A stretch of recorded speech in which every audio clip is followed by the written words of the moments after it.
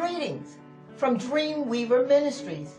I'm Deborah Miller, author of Dreams, the 60th Part of Prophecy. Questions. Do you dream?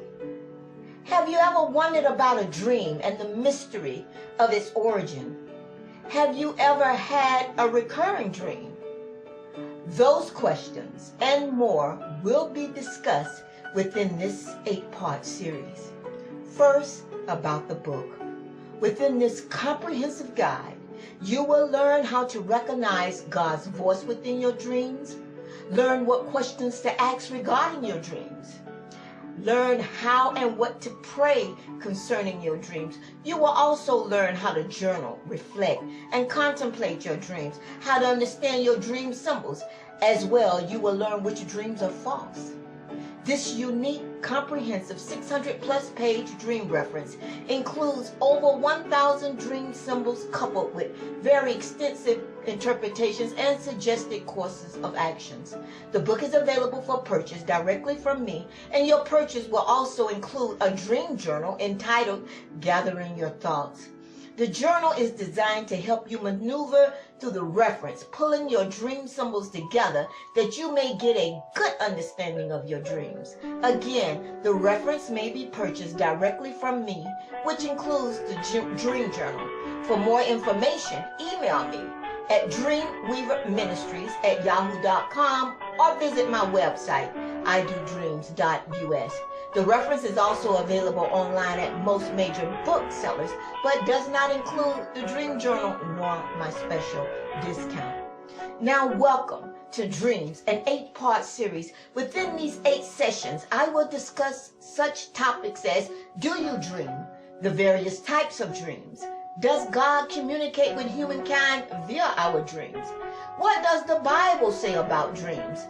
Why symbols and images? The benefits of dreams, the various dream interpreters, and why do interpretations differ, as well as your children's dreams.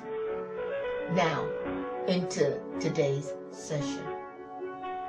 Again, welcome to Dreams, an 8-part series, Session 7, Part 1, entitled The Various Dream Interpreters and Why Do Interpretations Differ.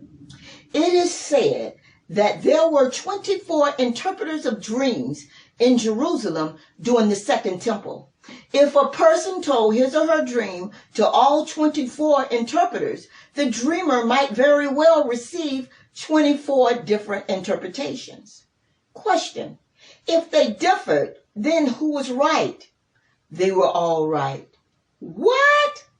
I know, keep listening. It'll straighten itself out. Remarkably, the sages of old taught that all 24 interpretations could literally play themselves out in the physical world. Long story long. Anyone who has had their dream interpreted by more than one dream interpreter has asked or wondered, why do different dream interpreters give so many possible meanings for the imagery we find in our dreams? Good question. To this I say, God has made each interpreter, as with all his children, unique for a purpose. One interpreter's innate inclination might be to focus primarily on the colors within your dream. Another interpreter may have mastered numbers as they relate to time frames, while another's concentration will predominantly be on the pictures or images portrayed and not really considering color or numbers or times, etc. Each dream interpreter combines signs and symbols in his or her own way according to their own knack, and all are important for their particular purpose. If you can picture specialists, you can get this analogy. If you had a heart problem, you would go to a cardiologist. If cancer, an oncologist. For female matters, a GYN. And for general issues, your general physician, who may refer you to a specialist if needed. While all are needed, each specialist is only needed at the time when they are needed. Even more, another example, consider the gospel writers. They all told the same story, but from different standpoints. God has given us all individual tendencies that we may work together interdependently. Julie Ackerman so eloquently put it. We shine the brightest, not when we see our own likeness reflected in others, but when each of us performs the distinct functions that God designed for us to do. Paul, having then gifts differing according to the grace that is given us, be it an interpreter's understanding of colors, one of periods of times, or of symbols, let us use them, distributing to the necessity of all.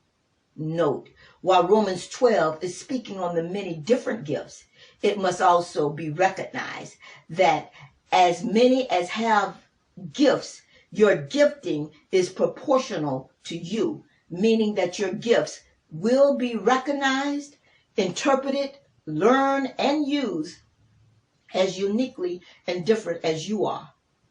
By God's wise designing, all are wonderfully made, every part essential and in perfect balance laid. These words are as beautiful as they are true. But still, the question remains, why do dream interpreters differ from one another? 3 points. Point 1. God sent the dream, and it is a small thing for him to direct you to a divinely authorized interpreter. Point 2.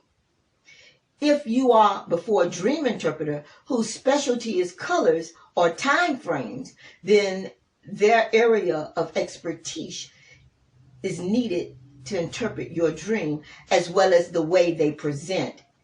If you are before me, telling me your dream or referencing my dream reference entitled Dreams, the 60th part of prophecy, then my particular area of interpretation and style of expression are needed.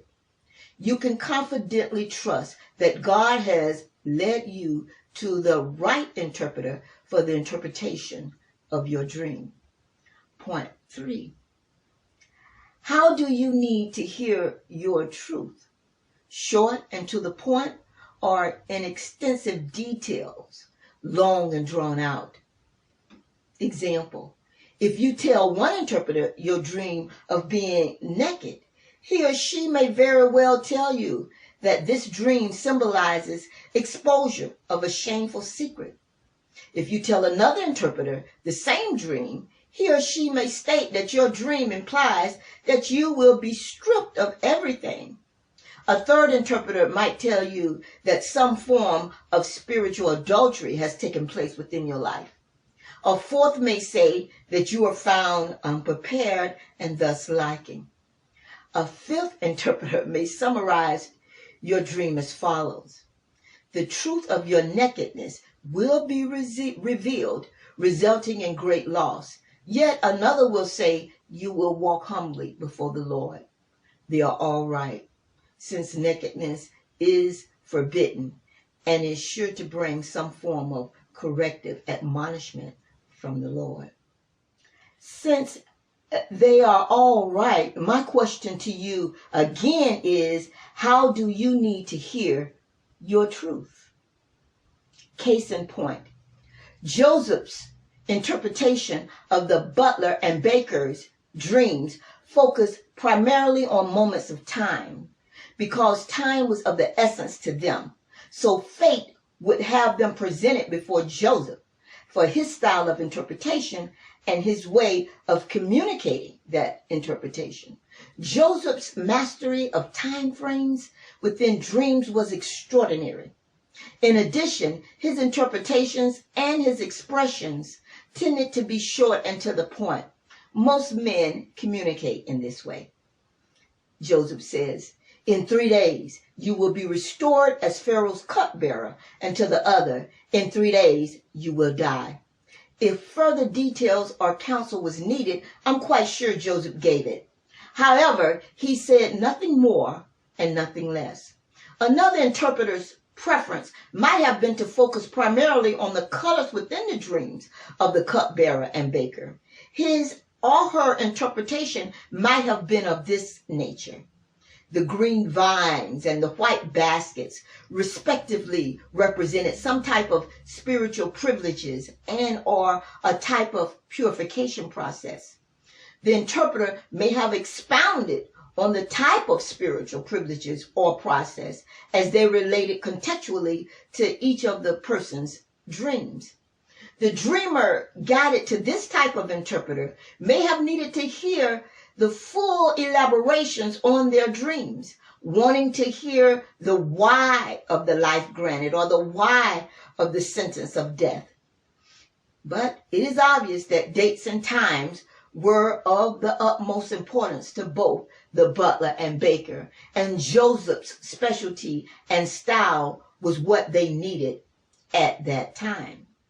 A discussion on the meaning of all the symbols within their dreams and possible answers as to why one lives and the other dies was not necessary. They knew those answers already.